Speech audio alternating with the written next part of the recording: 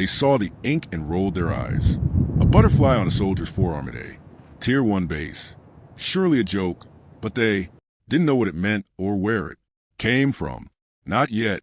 They thought she was just a clerk, just a woman with a pretty face and a ridiculous tattoo until a SEAL commander walked in, caught a glimpse of her arm, and saluted first.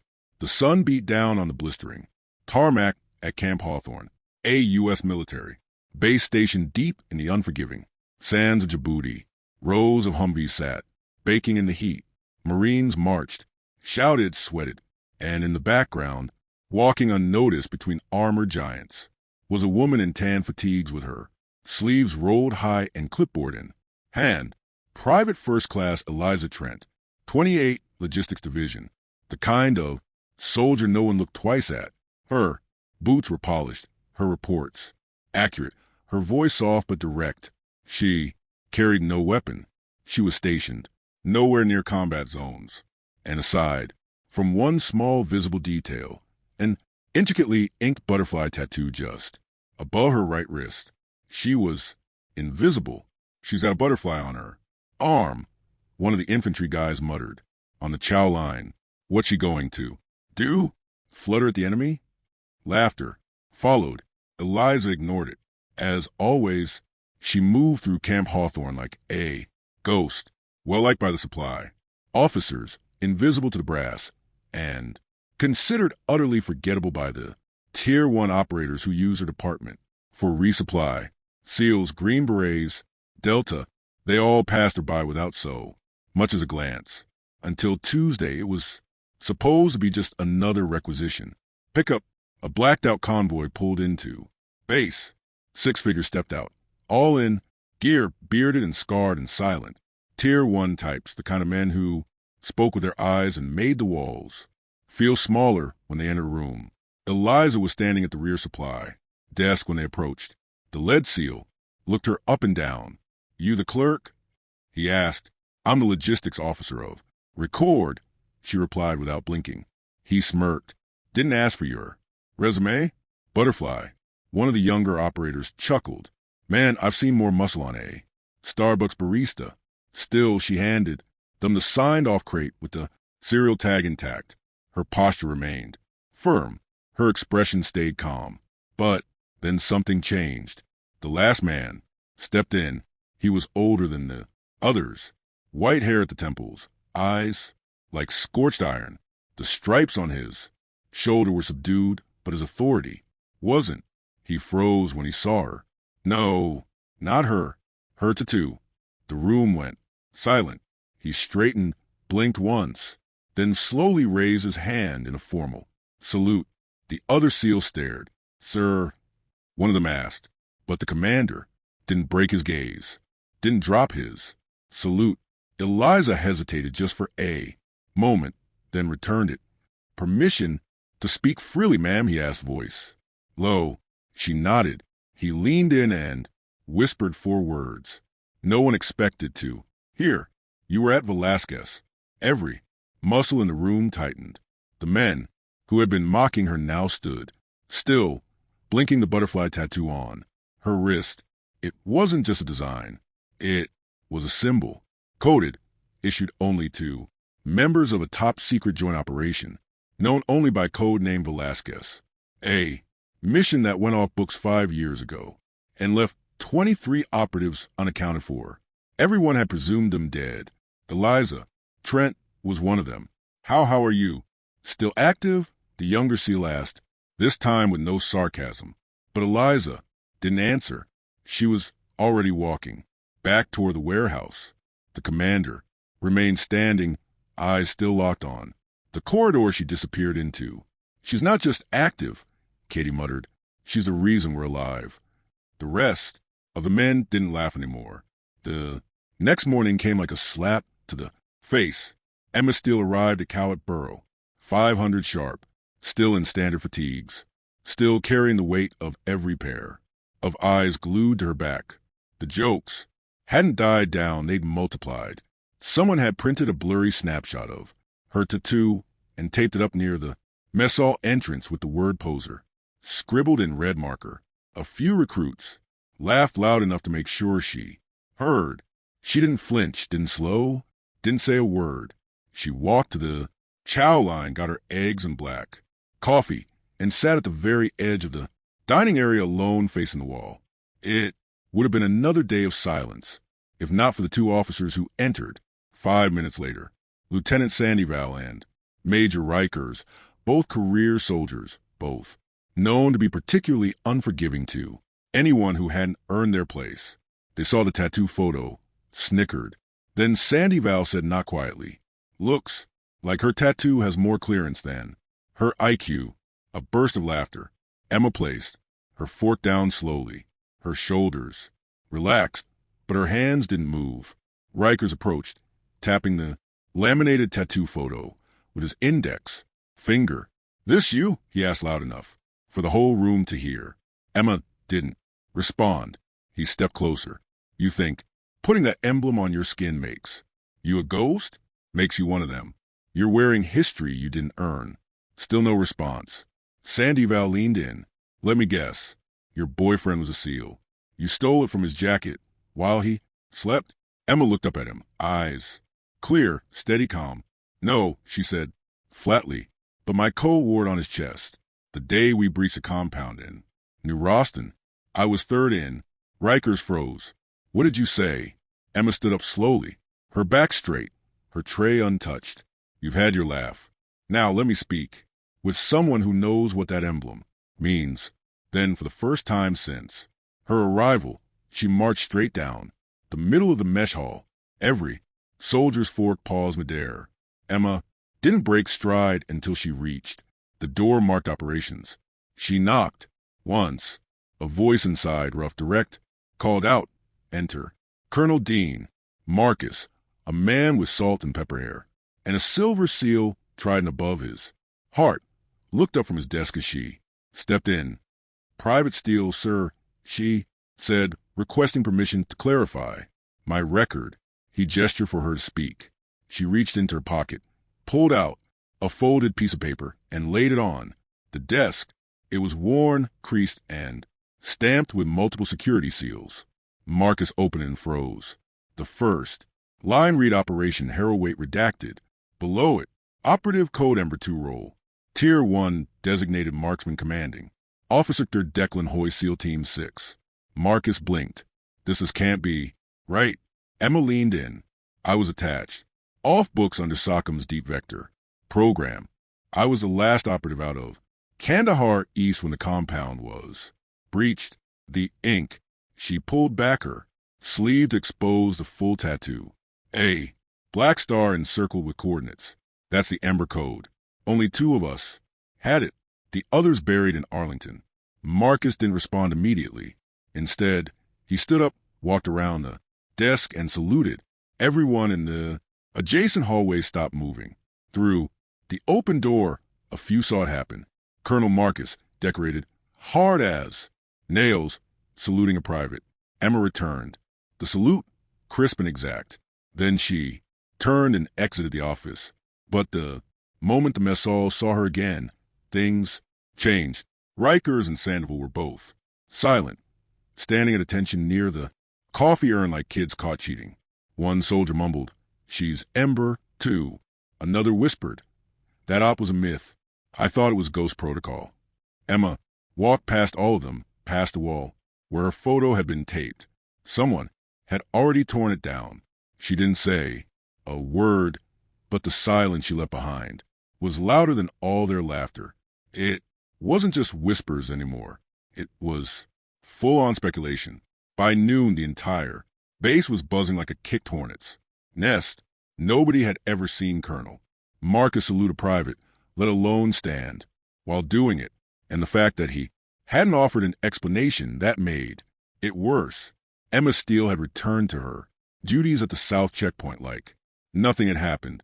Same boot, same uniform, same expressionless calm behind the wire fence. But to everyone else, she had suddenly become the base's unsolved mystery. And unsolved things don't stay quiet in the military. Major Riker showed up at the commander's office an hour later. "She's bluffing, sir," he said flatly. "Some tattoo and a Dusty paper don't make her Tier 1. That operation, Harrogate, it's not even. In our records, Colonel Marcus didn't. Look up from the file in front of him. That's because you don't have the clearance. I'm a major and I'm a SEAL, with 23 years of direct action experience. Sit down. Rikers hesitated, then obeyed. Marcus tapped the page in front of him. This isn't a bluff. That emblem on her arm. He flipped the file around. It's an ember sigil, black. Class. Her service record isn't stored in your system. It's stored 6 floors below the Pentagon in a vault guarded by 2 Marines and 3 classified encryption protocols. Rikers paused slightly. That tattoo, I've only seen it once before. So have I, Marcus said. On Declan Hoy, the commander who sacrificed himself to save 5 of our men in New Raston. The day he died, Ember 2 dragged 2 of them out under enemy fire. Guess who that was? Rikers didn't answer. Colonel Marcus folded the file shut. You mocked a ghost, Major, and she saluted you. Meanwhile, outside the command chain, Steele became the target of another kind of attention. Curious eyes, hesitant conversations. The same. Recruits who had laughed now gave her a wide berth.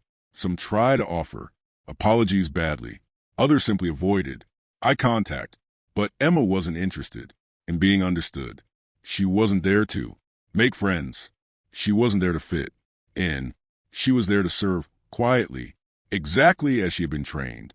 But that quiet didn't last. Not when General Kavanaugh arrived on base the next morning in a Black Hawk. The general didn't even wait for the full welcome committee. He disembarked, made up a line for Colonel Marcus' office, and within 5 minutes, Emma was summoned. She entered the room, posture perfect, face unreadable. The general studied her for a long moment. Your Steele? Yes, sir. He held up a copy of the Ember clearance paper. Do you know what this paper means? I do. Then you also know what kind of trouble it brings when it surfaces. She nodded. I didn't reveal anything. They mocked the tattoo. I didn't explain it until I was cornered. The general sighed in the salute. That wasn't mind control. Marcus interjected. She followed protocol. General, we didn't. The room went silent. Kavanaugh finally set the paper down. Declan Hoy trusted you, he said softly. He signed your Ember clearance himself. You saved 2 of my men that night, Steele. That makes this personal. She nodded again, saying nothing. The general turned to Marcus. She stays full. Access reinstated, and let the base know. One mocks her again. Then he turned back to Emma. You may not wear a trident, but you were deeper in the black than any of them. Don't ever forget that. I haven't, she said. Good. He exited the room without another word. By that afternoon, a silent transformation had rippled across the base. The Ember tattoo was no longer a joke. It was a legend walking. But Emma, she still returned to her post at the southern gate, alone, alert, calm. Same boots, same uniform, same quiet stare toward the horizon. But now, when soldiers passed by, they saluted first, and she, the one they had once, laughed at, sometimes didn't even respond because she was never there for recognition. She was there for the moment no one else expected, the moment when the sirens blared and the enemy came through the sky. It was 0420 hours when the first boom shattered the morning stillness. Then came the second, then a third. The entire base jolted awake as the comms crackled to life with fragmented commands. Possible breach on the northern side. No visual. Repeat, no visual. Birds in the air. I say again, we have inbound unknowns. Sir, the radar is not picking them up. How the hell? And then the blackout hit. Every light on the eastern grid died in. A blink. Security cameras went dark. Perimeter sensors froze mid-scan. And the one place that still had power, Checkpoint Echo, the southernmost gate, where Emma Steele stood, rifle in hand. She didn't flinch, didn't move a muscle. Instead, she slowly removed her earpiece, now filled with static, and scanned the horizon. Her breath didn't quicken. Her fingers didn't twitch. But her eyes, they narrowed. Far in the distance, something moved. Low, silent, wrong. For black figures leapt from a low hovering chopper and hit the ground. Running, barely leaving a footprint. No call signs, no flags, no lights. Emma flicked the safety off her M4 and tapped to the silent alarm on her belt. The one, only she still had, wired directly to the hardened circuit that bypassed base. Power. Nothing. The line was dead. That was it then. No backup, no cameras, no command. Only her and them. The first intruder reached the outer fence and cut through it like paper. Emma fired once. Sent her mass. He dropped instantly. 3 left. They hesitated just for a moment, just long enough for her to reposition behind the concrete barricade. The second one through a flashbang. She closed her eyes, turned, and counted 3, then popped up 2 more shots. One target spun sideways. The other went down, crawling hidden in the leg. The last man bolted for cover. Emma jumped the barricade, moving low and fast. Her movements weren't standard. Issue infantry. They were surgical, fluid, silent. By the time the final intruder reached the second checkpoint, tower, she was already behind him. A single command stopped him in his tracks. On your knees. He turned slowly, raising his weapon. Too late. The shot was muffled, tight, exact. He collapsed. Minutes later, backup finally arrived. APCs rolled in, soldiers shouting, confused, disoriented. Colonel Marcus was among the first on foot, sidearm, drawn. When they reached checkpoint, echo, they stopped cold. 5 bodies on the ground and 1 woman standing over them, blood on her sleeve, but not hers. Emma looked up as Marcus approached. Report, he barked. They bypassed radar. EMP drone over northern sector. Landed, here undetected. All neutralized. Alone? She nodded. No time to wait. Marcus looked around at the carnage. You didn't wait. You ended it. Another voice spoke. From behind. General Kavanaugh. Face. Pale. That tattoo, he muttered. It wasn't a warning. It was a seal. Word. Spread like wildfire. 5 black ops. Infiltrators neutralized by 1 woman. Before the base even fully mobilized, intel would later confirm they were part of a rogue paramilitary strike team, testing vulnerabilities on U.S. installations. No one expected resistance, and certainly not at the southern checkpoint. Certainly not from her. In the days that followed, Emma Steele was offered medals, a promotion, a reactivation of her Ember, clearance with honors. She refused most of it, but she accepted one thing, to remain right where she was, at the edge of the base, watching, guarding the place everyone forgot until she reminded them why it mattered. And the tattoo, they don't laugh at it anymore. They salute it, because now when recruits see it as she walks by, they don't whisper, poser. They whisper that Steele. And if you ask what the emblem means, they'll tell you it doesn't mark who she was. It marks who's still standing when everyone else is gone. If the story inspired you, let us know where you're watching from in the comments below. And don't forget to like and subscribe to Silent Ranks for more true legends hiding in plain sight. What you think was the real reason she was never supposed to be noticed? Drop your theories in the comments.